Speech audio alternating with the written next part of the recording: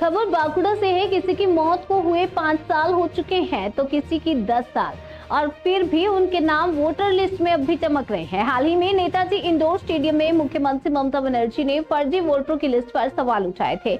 उनके निर्देश पर तृणमूल नेतृत्व अब विभिन्न ब्लॉकों में फर्जी वोटरों की खोजबीन कर रहा है। आज बांकुड़ा के 2 नंबर ब्लॉक के मानका नाली ग्राम पंचायत के 2 गांवों में जब तृणमूल कार्यकर्ताओं ने घर घर जाकर जांच की तो पाया कि वोटर लिस्ट में 25-30 ऐसे नाम हैं जिनकी मृत्यु वर्षों पहले हो चुकी है। ग्रामीणों का कहना है कि इनमें से कुछ की मौत 5 साल पहले हुई थी तो कुछ की 10 साल पहले। स्थानीय लोगों का दावा है कि मृतकों की जानकारी ग्राम पंचायत को दी गई थी, जिससे उनके राशन और अन्य सरकारी सुविधाएं बंद हो गई, लेकिन वोटर लिस्ट से उनके नाम नहीं हटाए गए। इस मुद्दे को लेकर राजनीतिक दलों में एक दूसरे पर आरोप प्रत्यारोप शुरू हो गए हैं। তৃণমূলের দাবি করছে যে সিপিএম এর যে সংগঠন রয়েছে চাকরিজীবী সংগঠন এই বিজেপির সঙ্গে আঘাত করে এইগুলো ঘটনাগুলো ঘটাচ্ছে, কি বলবেন?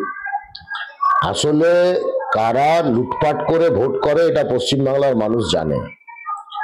গত পঞ্চায়েত নির্বাচনে লোকে দেখেছে, তার আগের পঞ্চায়েত নির্বাচনও দেখেছে কিভাবে ব্যালট বক্স লুট হয়েছে, কিভাবে ভোট হয়েছে, কিভাবে ব্যালট বক্সে পুকুরে ফেলে দিয়ে বদলানো হয়েছে।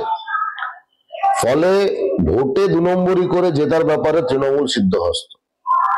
এখন আমরা মনে করি যে ভোটার লিস্ট সংশোধন করা এটা নির্বাচন কমিশনের কাজ এবং নির্বাচন কমিশনের উপরে ভরসা রাজ্য সরকার, কেন্দ্রীয় সরকার এবং আমাদের সবারই রাখা উচিত।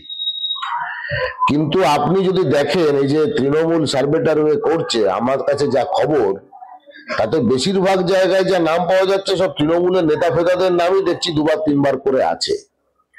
হয়তো ওদের কাছে কোনো খবর আছে যে নির্বাচন কমিশন এবারে হয়তো এটার ব্যাপারে কঠোর হতে পারে, সেই জন্য গা বাঁচানোর জন্য 26-এর নির্বাচনের আগে ওরা এখন খানিকটা কি বলবো মানে নিজেদের স্বচ্ছতা ভাবমূর্তিকে উদ্ধার করার জন্য রাস্তাতে নেমেছে। কিন্তু এতে কিছু লাভ নেই, কারণ 26-এর ভোটে ওরা 2 নম্বরই করবে, দুর্নীতি করবে, ভোটকে প্রহসনে পরিণত করবে। মানুষের কাছে এরকম একটা বার্তা দিতে চাইছে, দেখুন আমরা কত ভালো পার্টি, আমরা এইসব করছি ইত্যাদি ব্যাপার। কিন্তু পশ্চিমবাংলার মানুষের তৃণমূল কংগ্রেস তার ভোট করা এই অভিজ্ঞতা পশ্চিমবাংলার মানুষের আছে।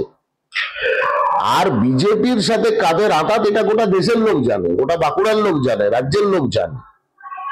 দিল্লিতে বিজেপি যতগুলো জনবিরোধী নীতি পাস করাচ্ছে সব তৃণমূল সমর্থন করছে।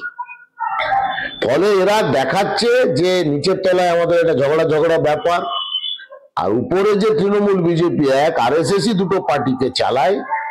এই আরজি করের ঘটনা বলুন আর এই যাদবপুর ইউনিভার্সিটির ঘটনা বলুন, সবেতেই এটা পরিষ্কার হয়ে গেছে জলের মতো যে 2টো পার্টি একই শক্তি দ্বারা পরিচালিত হয়।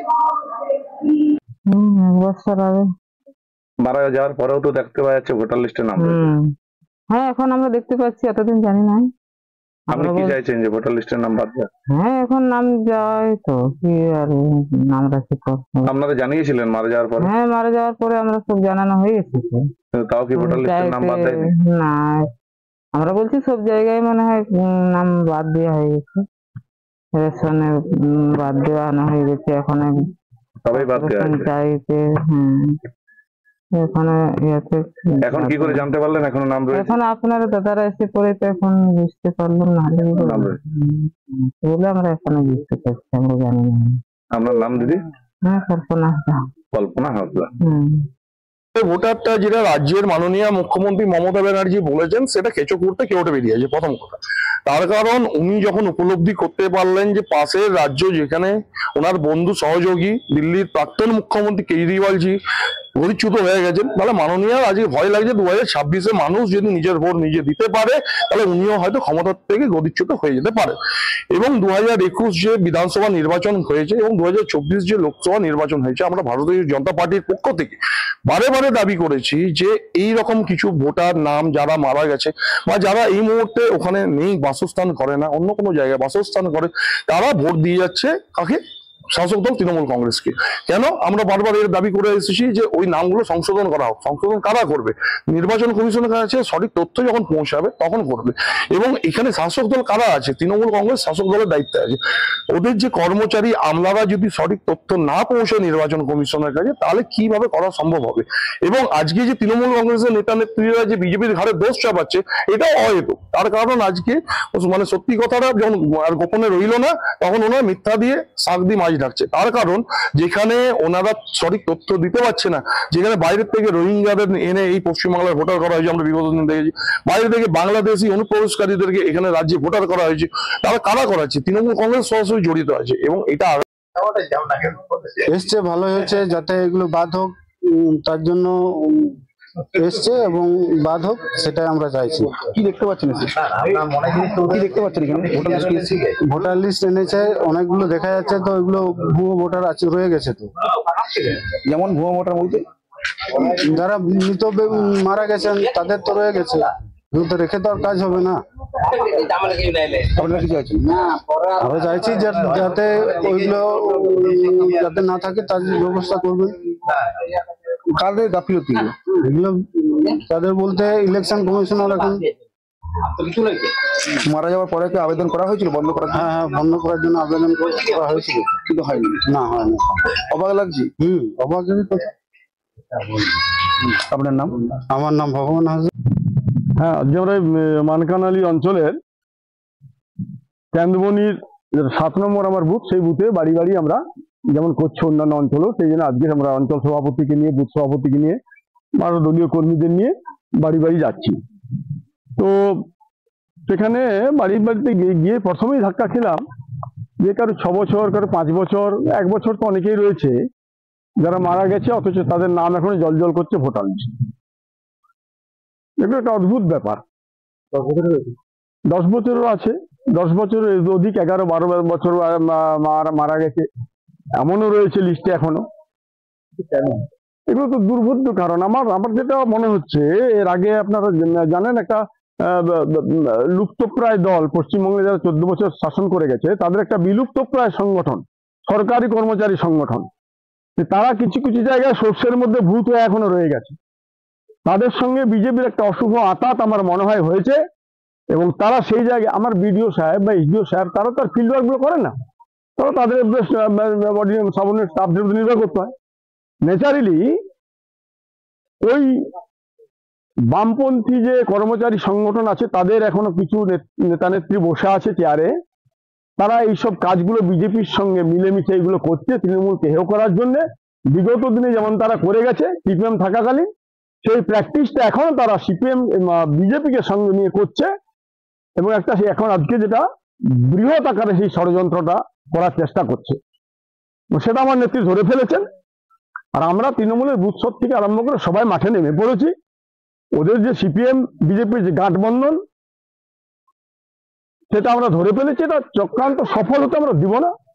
আমরা প্রতিটি বুথে চষে বেড়াচ্ছি। বিজেপির তরফ থেকে অভিযোগ করা হচ্ছে সরকারে আপনারা আছেন, আপনাদের আধিকারিকরাই এই ঘটনাগুলো ঘটান।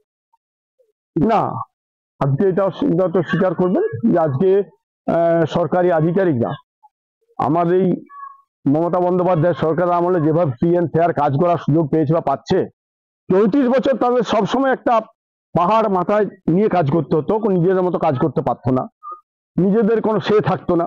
আজকে তারা ফ্রি অ্যান্ড ফেয়ার নিজেদের মতো কাজ করতে পারে। ওই যে আপনাকে বললাম যে লুপ্তপ্রায় একটা দল পশ্চিমবাংলার বুকে, তাদের বিলুপ্তপ্রায় একটা কর্মচারী সংগঠন আছে, তারা এখন অধুনা বিজেপির সাথে একটা মিলেমিশে এটা করার চেষ্টা করছে। তাদের গাঁটবন্ধন নতুন ভাবে হয়েছে, এবং আগামী 26-এর নির্বাচনে তারা এই করে আমার দলকে বিড়ম্বনায় ফেলতে চাইছে।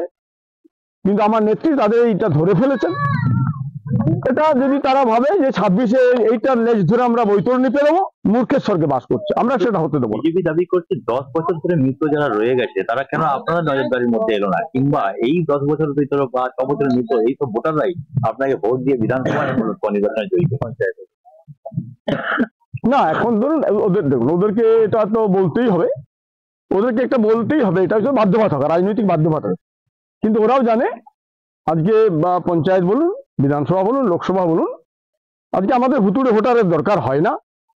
আমরা উন্নয়নকে সামনে রেখে ভোট করি, আমরা মমতা বন্দ্যোপাধ্যায়, অভিষেক বন্দ্যোপাধ্যায়কে সামনে রেখে ভোট করি। আমাদের ভুতুড়ে ভোটারের সাহায্য দরকার হয় না।